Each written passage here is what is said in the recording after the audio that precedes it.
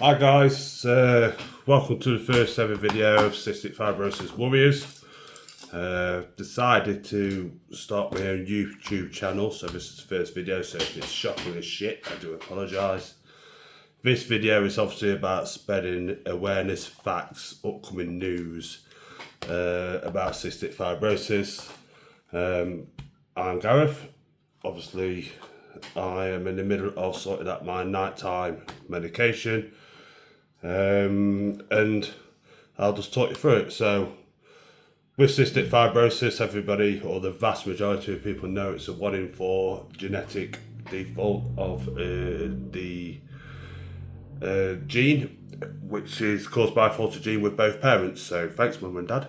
But in all seriousness, these genes with cystic fibrosis, we all have different mutations, so there are rules that we have to adhere and adapt to, and vice versa. The main rule is no physical contact with anybody else with cystic fibrosis. Now they say the guidelines are obviously 6 feet apart at all times. Me personally, I don't really talk to anybody else with cystic fibrosis. I've kind of been a bit, for 42 years, a bit of a lone wolf. I've had friends with cystic fibrosis, and unfortunately, before the miracle drug Kaftrio came out, and before that Sinkeve, they unfortunately passed away, which is really shit. So from cystic fibrosis, especially if you was born in the 70s and 80s, you was basically told you was not got long to live, you was on borrowed time, etc, etc. And me being in my 40s and having that implanted into my head at such an early age, you know, it's taken its toll on mental health. With cystic fibrosis comes an abundance of other medical conditions, so it's like we win the jackpot, to be honest with you. My personally is kidney failure. I have quite a few mental health conditions where now started to target them and get myself better. I created this live YouTube feed or video, one, because it helps me talk to other people like you guys. I myself personally find it hard to talk to family members, my partner, my children. It's not that it's embarrassing, it's just a case of it's just difficult to talk to people who, in one sense of direction, have no idea of actually how it feels to have cystic fibrosis. So the best way to describe it to my friends is, you know, with the breathing side of things, is to get somebody to hook you really, really tight and try and breathe for 30 seconds to see how you feel. Bit of a poor example, probably the shittiest example going. Or, the hospital used to say the best way to explain it is to breathe through a really, really thin straw, what we used to get in England in the milk cartons, and then see how you feel. Again, you know, people with cystic fibrosis are not all the same. It's just a case of we are just difficult to adapt to certain situations. So, you know, a lot of us CFers, and me personally for 40 odd years, rebel against the rules. You know, I have a hard time personally of accepting that I have a condition and want to be like everybody else. Soon come to realise, pretty late on in life, that what is actually normal nowadays, you know, with all the political views and sexual orientations and everything like that, and each to their own. You know, I've even had people, because obviously there's some things where I benefit, where obviously I get help from the government because I'm unable to work.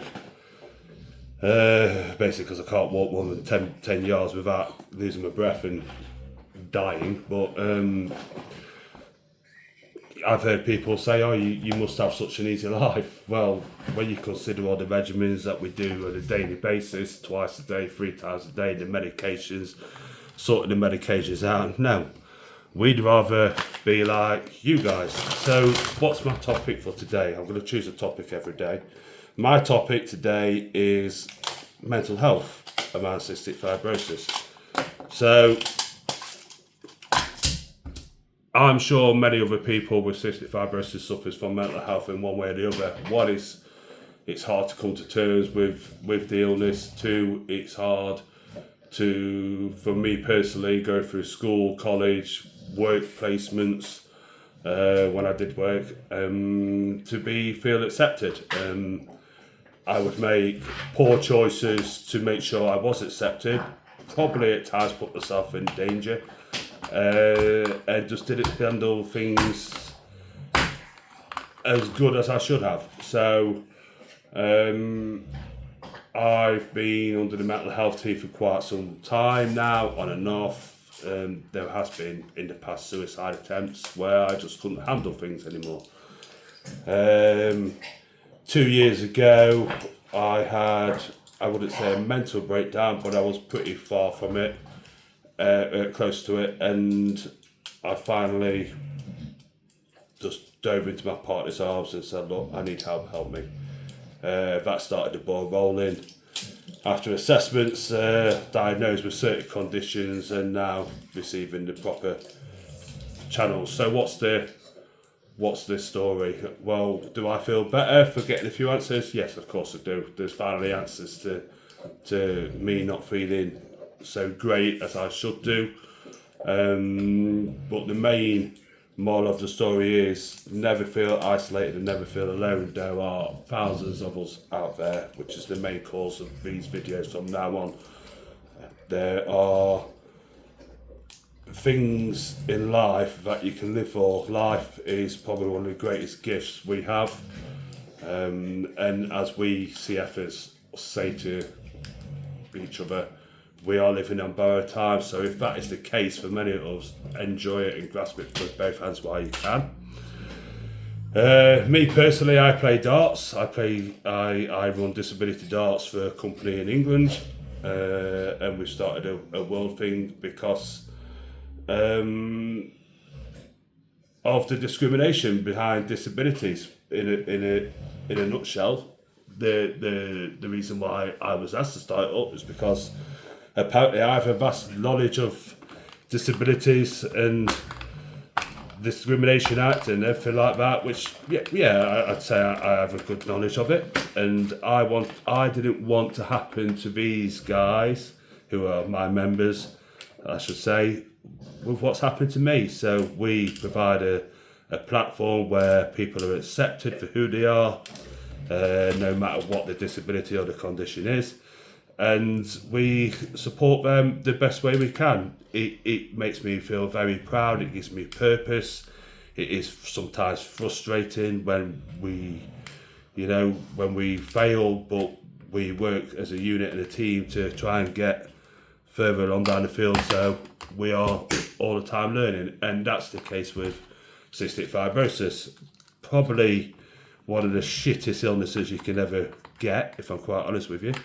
But that's the way I used to look at it. When I was a kid, why me? I used to cry in my mum's arms after each hospital appointment.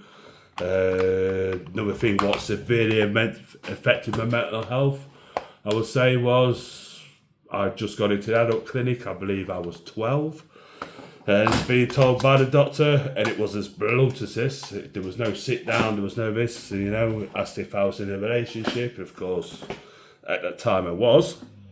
And his answer in response to that was, well, you do know you can't have children. And that's all I got. And again, broke my heart. So I was like, oh, right, okay.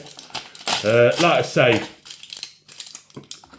when things are, I've missed one of my tablets.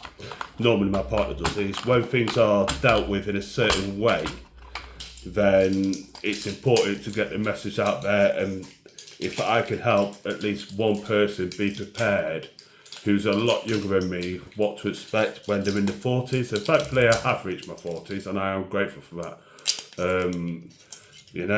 Then surely the aim of these videos is to spread the awareness and get people prepared for what's up and coming next. So I will start sharing my personal life experiences.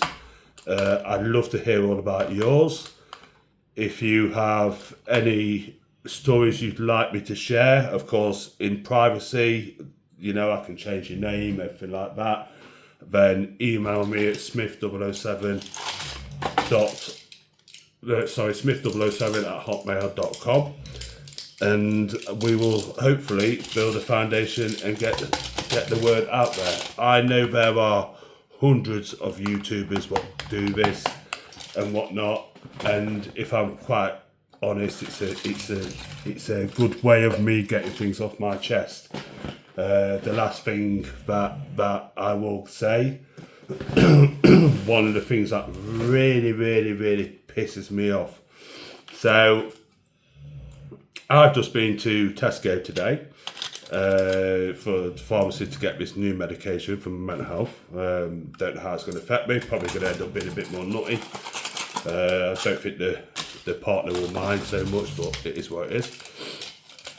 And because I have a bit of a cold, and I've just been to a darts weekend this weekend, which was very good and I enjoyed it. Anyway, going off subject, I requested a COVID test. And the woman looked at me and she's like, "Is this a thing anymore?" I said, "Well, yeah." Because obviously with cystic fibrosis, nobody wants COVID, to be fair, but CFs are more at risk of being more poorlier because our immune system is shockingly shit. So what could have been a 30-second conversation over there ended up into a 10-minute conversation me arguing just for a COVID test. And I thought, well, why? There's really no need to be arguing with me. I just want a simple COVID test. I've got questions of, is it you what's got COVID, or is it, well, yes, it's not illegal to come into the shops anymore. I'm covered up, thank you very much. I have no other way of getting a COVID test. If I have COVID, I then need to obviously alert my hospital CF team, who are fantastic, by the way, and get the ball rolling. So after that, I got the test. I should have paid for it at the counter at the pharmacy. Bear in mind, I just put my prescription in. And she says, "Oh no, you can't pay for it here." And I was like, "Well, why? This other lady's just paid for her items there." "Because you might have COVID." And I'm like, "Really?" So I rolled my eyes. I went all the way to the checkout counter at the other end of the Tesco. It's a massive Tesco, completely shattered. And then did the test in the disabled toilets of Tesco. Waited 25 minutes for the result. Thankfully, no COVID. I've just got a really nasty cold that's made me feel shocking as shit. But I kept the test on me, and I then walked to the pharmacy. You can see this woman's face just concerned with me. Not concerned about anybody else but her own needs. And I understand that to a certain point of view. But I gets in line. She's like, "Can I help you?" I said, "Yes, I've put a prescription in." "Do you mind waiting over there?" I says, "Well, yes, I do mind, because I have no reason to wait over there." She says, "But you may have COVID," but I haven't got COVID. "Do you have any evidence of this?" So I literally got the thing out of my pocket and said, "There you go." "Well, now that's been contaminated because it's in your pocket." So then I had to speak to her manager, who then assured me that she's just taking precautions and blah, blah, blah. I says, "Yes, but here was the picture taken before it come out of my pocket." Again, he looked at this picture and he's like, "I'm really sorry for the inconvenience. I'll sort the medication out. We'll get you out as quick as possible." So that's my thing today. Quite pissed me off, to say the least. But in a nutshell, I do get their concerns, but in another nutshell, a little bit of the overacting. I was safe. I did things like I should do. People may agree, people may not agree. So yeah, let me know your stories. Let me know what you think to this video. Obviously, I'm very new to doing videos. I'm not used to doing videos. I'm probably a very, I wouldn't say shy guy, but I keep myself to myself. I like the way it is. But I feel like it's time now to help myself start doing things a bit properly, because one of the things I don't do is the things I should be doing, which is a poor life choice on my part. I want to see my kids grow up. I want to enjoy my life while I can, and stop taking away the borrowed time that's given to me. So I'm sure there's many others of you what's been the same and whatnot. The one thing I am good at is these. for some reason, and it's been imprinted into her head, and I'm sure it's the same with you guys from a very early age, take tablets. I've took tablets for 42 years, and these are just the night times one.